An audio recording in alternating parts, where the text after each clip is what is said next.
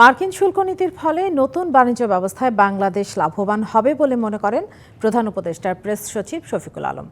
যুক্তরাষ্ট্রের নতুন শুল্ক নীতি নিয়ে প্রধান উপদেষ্টা ডক্টর মোহাম্মদ ইউনূসের ডাকা জরুরি বৈঠক শুরু হওয়ার আগে তিনি সাংবাদিকদের কথা বলেন।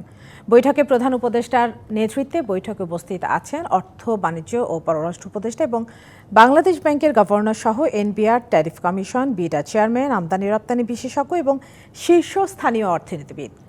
প্রেস সচিব বলেন, এই বৈঠকের মাধ্যমে বাংলাদেশের পক্ষ থেকে কী ধরনের উদ্যোগ নেওয়া হবে এবং কী ধরনের ব্যবস্থা নিলে বাংলাদেশের ক্ষতির আশঙ্কা তো হবেই না, বরং বাংলাদেশ আরও লাভবান হবে।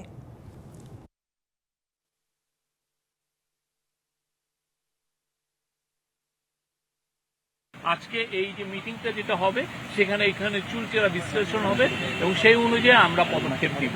এই ইন্টারিম গভর্নমেন্ট পদক্ষেপ নেবেন।